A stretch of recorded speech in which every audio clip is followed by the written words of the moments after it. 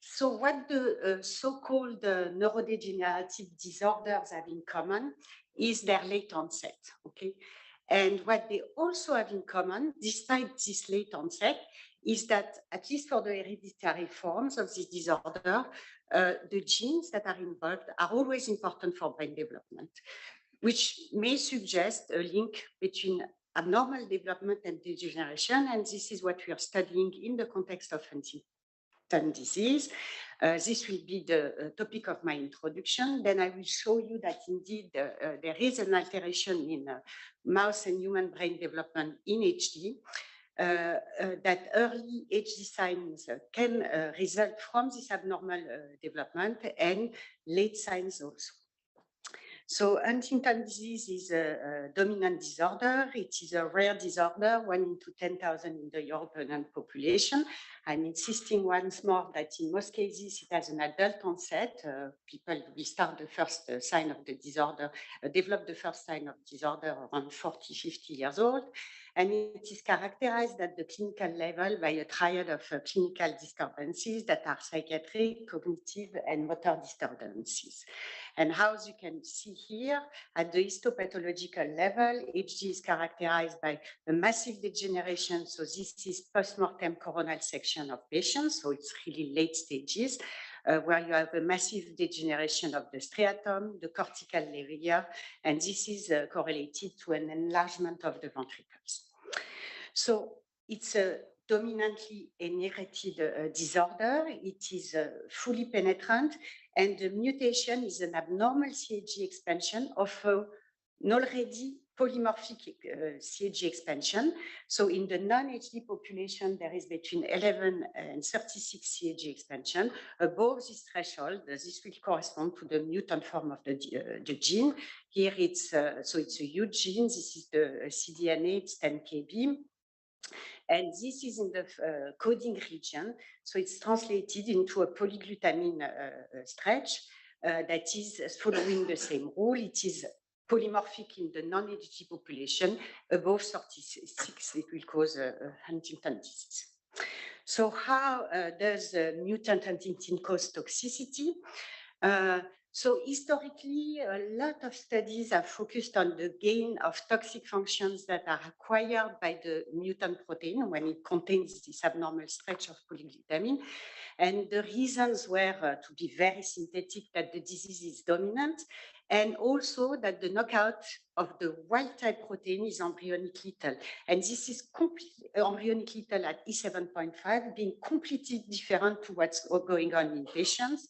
And people then decided that the function of the protein was not relevant to the disease progression.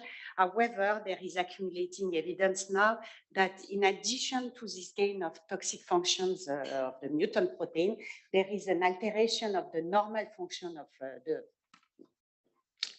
the normal function of the protein. And the most compelling proof for this is coming again from mouse work, where people have shown that now if you remove wild type Huntington from the adult brain with a conditional knockout, this leads to a neurodegeneration that resembles in a way Huntington disease. Okay. So what do we know about the biology of the protein? HD Huntington is a ubiquitous protein, meaning it's expressed in the brain, not only in the striatum, in the cortex, but in most of the brain regions, but also outside of the central nervous system. It is 350 kilodalton. The mutation is here at the N-terminal part. One peculiarity of this protein is the fact that it contains 70 repeat domains that are known, are crucial to mediate inter and intramolecular interactions. And in line with this, Huntington interacts with more than 125 partners, proteins, and in vitro, it can adopt up to 100 different conformations. Okay, the recent structural studies have identified Huntington as being a globular protein with the possibility of interacting with some of its partners that are inside this folded structure, but leaving also all the extracellular surface available for other interactions.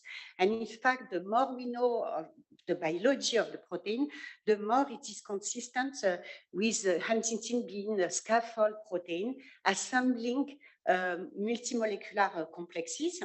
And I want to illustrate on this slide how with one scaffolding function, you can have a wide range of possible physiological outputs. So Huntingtin, we've been very interested to work on this aspect with the lab of Frédéric Soudot. Huntingtin scaffold the molecular motors to drive dynamics along the microtubules, okay? And through this function, it can drive the vesicle along long distance in vesicular transport. It is also important to import the right material at the basis of the cilium, so it is important for ciliogenesis, and it is also through this function of transport along microtubule important during cell division, not only to assemble the proper proteins at the centrosome, at the spinal pole, but also to deliver the complexes that are required for the two cells to properly divide. And so far, so this is, of course, an example. There are other examples of Huntingtin function, scaffolding function that we can discuss later on. But so far, all the described Huntingtin functions are altered when Huntingtin contains the abnormal CAG expansion leading to Huntington disease. So what is the meaning of such a function?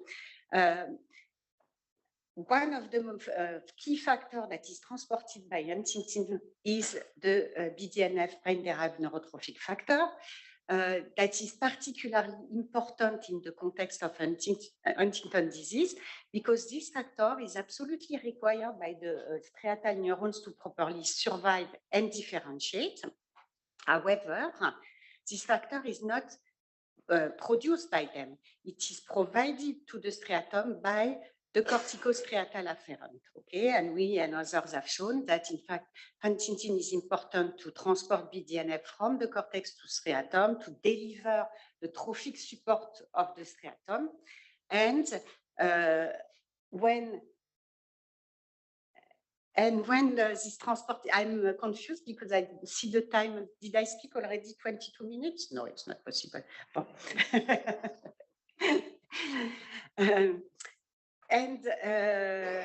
So Huntingtin is important to provide this trophic support to the striatum. In HD, this transport is altered. You have a decreased trophic support from the cortex to the striatum, and this will lead to first the dysfunction of the striatal cells and then their degeneration. And we postulate, there are some data that as a mechanism, then the cortex will also degenerate, okay? So also the striatum is the first region to show neuronal loss in Huntington disease. There is accumulating evidence that, in fact, the striatal degeneration is due to the defective corticosignaling to the striatum. So this is the first point of my introduction. The second point is about neurodevelopment in HD. So both the genes, the wild type and the mutant genes are expressed during neurodevelopment since the first day, in fact, of cell division. And by a lot of experiments in mouse, conditional experiments in mouse, it has been shown that huntingtin is essential for embryonic development and the formation of the nervous system. But what made my lab make this hypothesis that abnormal development could contribute to the late onset of Huntington disease is this experiments again, it's a mouse work, where people have expressed mutant huntingtin during the developmental window only. So from the beginning until P21, they switch off the expression of mutant huntingtin at P21 and they look what's going on at later stages, and they could recapitulate some of the characteristic features of Huntington disease. So most importantly, there is a lot of several clinical studies that have described that there is brain changes in prodromal HD patients in prodromal HD gene carriers decades before the appearance of the first symptoms. And the most possible explanation for these brain changes by imaging would be an abnormal development. So in the last 10 years, with this idea in mind, we decided to study brain development, the role of Huntington in brain development, and then what's going on in disease. So now I hope you know why we focus on the cerebral cortex. By imaging, it's smaller. In presymptomatic HD patients, and I told you how the cortico-derived projections are particularly sensitive in Huntington disease. So our hypothesis is simple, is that it may be due to at least the abnormal development of these corticostriatal or cortical connections could contribute to the disease process. So the cortex is a 6-layer structure that are assembled, as you, I think, know all, in an inside-out manner, meaning that the latest generated neurons, by different wave of neurons that are generated, and the latest generated neuron, we populate the more superficial layer, okay? So these are the time course in mouse. So we know that at E13 12.5 will generate the deep layer, etc., until E15.5, where you generate the most superficial layers. So as I said, so for each of these layers, the cellular mechanisms are similar, although, of course, in over corticogenesis, the nature of the progenitors is changing, but we don't have time to go into this detail. But for each layer, cells will undergo first proliferation. They will then switch to asymmetric cell division, where they generate neuron that will undergo a multipolar bipolar transition, migrate along the radial glia fiber, and reach its final destination where it fully mature. Okay, and then, as you know, the final non-tritic arborization and morphogenesis is postnatal. So what we did, as I said, is to ask in each cells what is the role of Huntington and what's going on in Huntington disease. And to make a long story short, we found that in fact Huntington is important for all of these steps, and all of these steps are altered in HD. So in HD, not only you will have an alteration in the balance between proliferative mitosis and neurogenic mitosis, okay, meaning that you will switch to an earlier mode of cell differentiation, but this will be at the expense of the maintenance of the pool of progenitors. So you have a little less progenitors that are generated. Then mutant huntingtin will interfere with the migration of these cells. So not all of the cells will make it to their final destination. And finally, as we will discuss more later, mutant huntingtin, or in HD, you have an alteration of the maturation process too. So what I want you to remember is that birth in a mouse brain, of course, you don't see, it's not a microcephaly, you don't see major defect, but at birth, the cortical thickness is 10% smaller, okay? As I said, you have a little less neuron. All of them will not make it to their final destination. And for those that will make it, they are not fully arborized.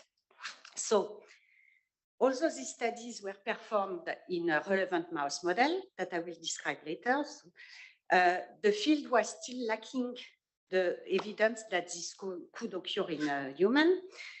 So to address this point, I collaborated with Alexandra Dur at La Pitié-Salpêtrière, ICM, to recruit HD mutation carriers that are going for prenatal testing in order to determine whether the fetus that they are carrying is carried an HD causing mutation.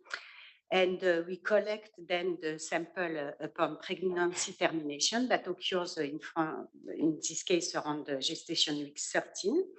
And this is when the progenitor cells that are forming the deep layer that are affected are generated. And these are exactly these deep layer neurons that will be affected 50 years later in Huntington disease. So I'd like to insist here is that first, of course, you need all a protocol to do this kind of experiment. This is under the control, the authorization of the Agence de la Biomédecine. And second, that we used all the samples we had access to were samples that were carrying 39 to 42 CAG expansion that in most cases will lead to an adult form of Huntington disease.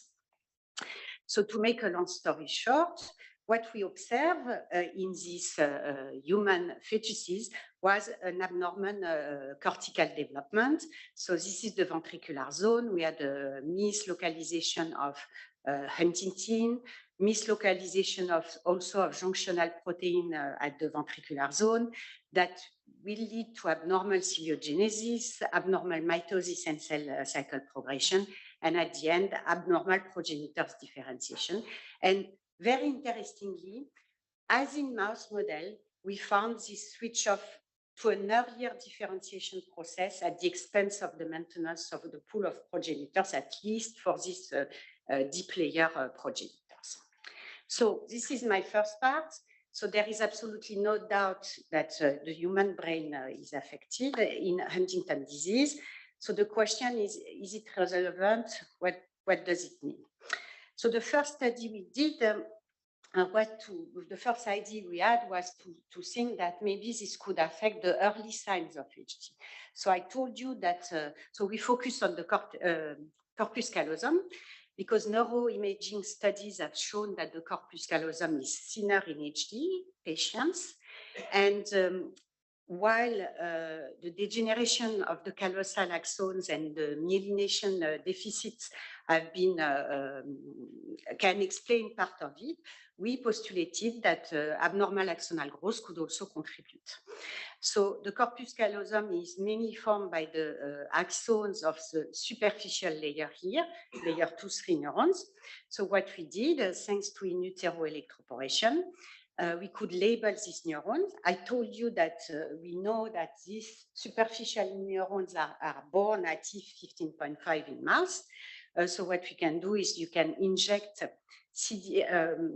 this is a marker, a red fluorescent protein in the ventricle. You do an electroporation, and then you can follow these upper layer neurons at P0, at P4.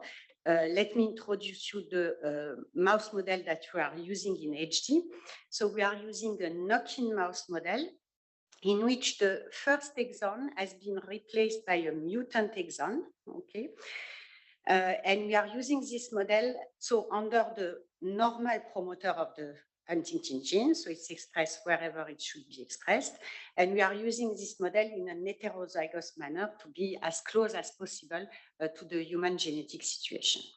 So when we label the axonal tract of the layer 2-3 neurons by a marker like a red fluorescent protein, and we could measure axonal growth, and we found that axonal length was decreased at P0, and it was also decreased, still decreased at P4. We look at later stages at P21, and we found the lower signal intensity here at the corpus callosum, showing that there is less axons. Not all of them are properly reaching, and overall, we also have less arborization on the contralateral side. So to investigate the mechanism, the molecular mechanism, we then established a cellular model of axonal callosal neurons. So we do the same, we label them, but this time it was green marker. And we culture this neuron post in utero electroporation to be sure that we really have these callosal superficial neurons in culture. And indeed, in these neurons, this is the control HD situation. You have a decreased axonal length. And as you may know, the axonal growth is driven by the growth cone motility. The growth cone, that is a structure at the end of the axon, and the motility of this structure, it depends on the dynamic interaction, reorganization, or constant reorganization of the microtubule and actin cytoskeleton. So briefly, the microtubule forms here major bundles and in the central domain, and then they extend exploratory individual microtubules that invade the actin cytoskeleton.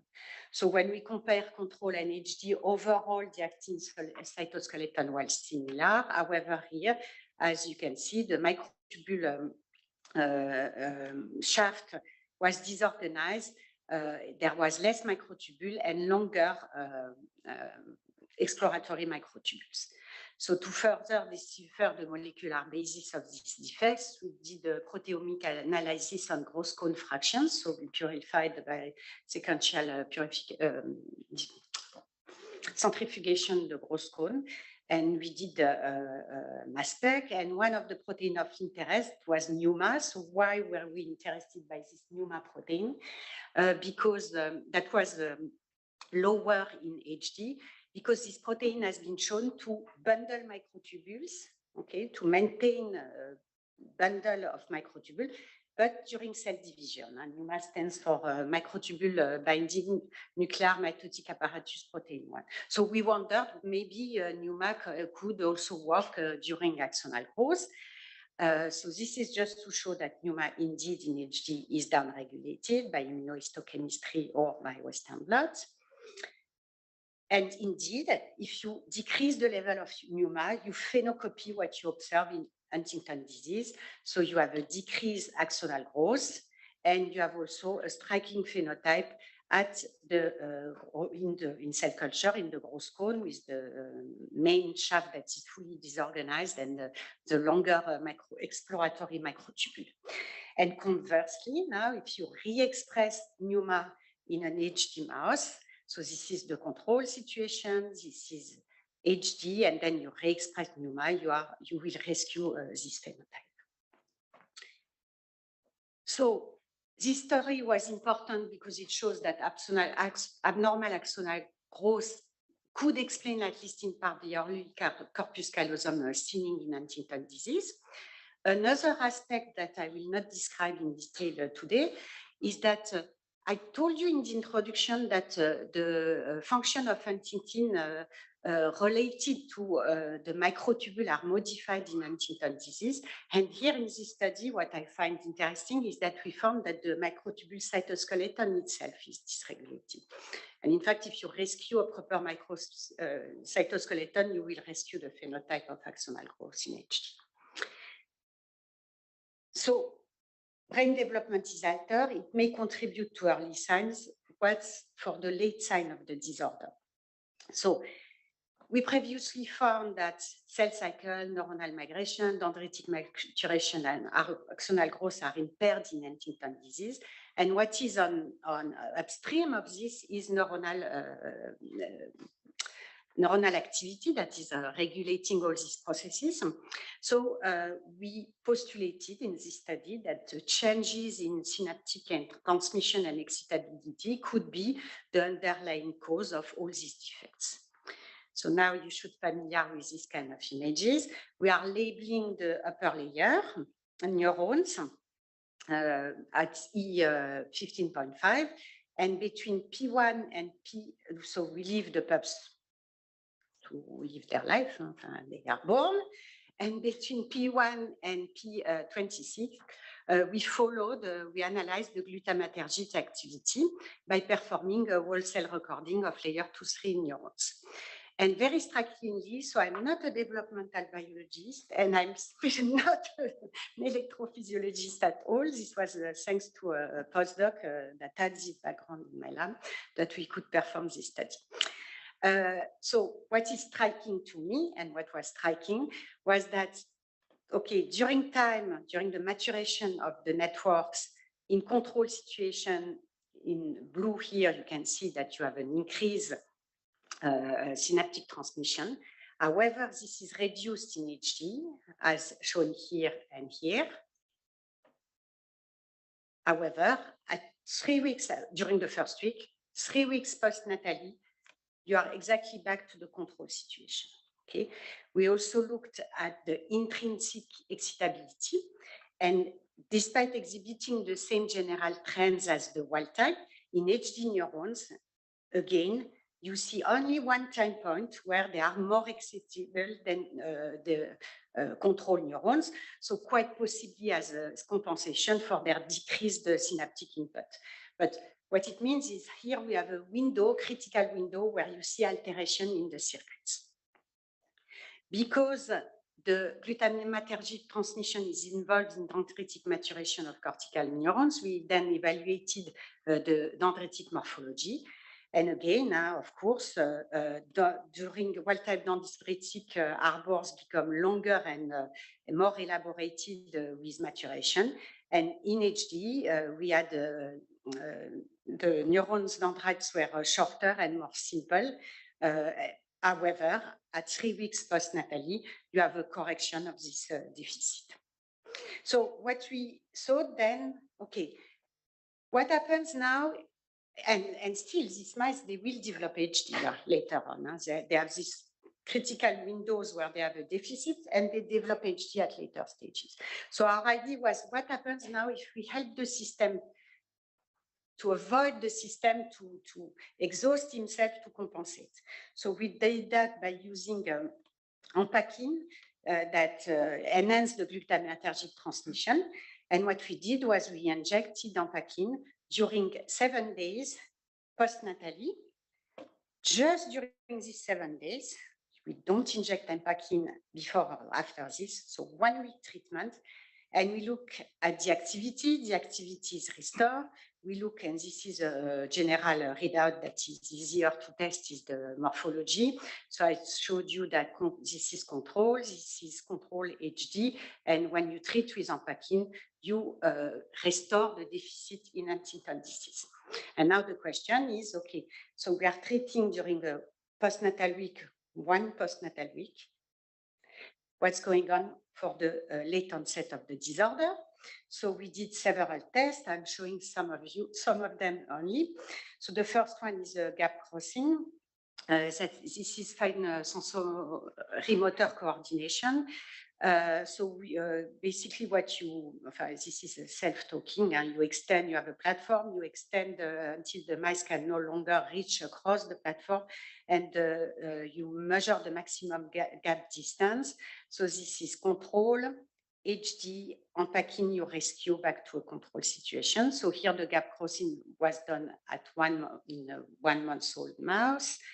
One test that is very efficient in HD is the horizontal ladder, where the mice are trained on the regular rung ladder, and then you change to irregular rung. There you remove some of the rung, and you look at the latency to cross, the number of mistakes that are done. So here again, this is the control situation. The HD take more time to go, and then you can correct with this 1 week treatment, 1 week postnatal week treatment. We then look at 8 months, so we sacrifice the mice, and we look at different, again, markers, and I'm showing some of them only. So again, this 1 week treatment restored the spine density. This is control HD and treating with Ampakine. So this is, we measure spine density by looking at the cortex with spinofilling. We also looked at excitatory synapses using the colocalization of SD95V1, control HD we rescue. And we look at DART32, that is very well known to be a marker of striatal dysfunction. And again, this is the saline control situation, HD, and we are rescuing when treating with Ampakine. And finally, we also perform brain morphology by imaging, MRI imaging, resonance imaging at 8 months, again.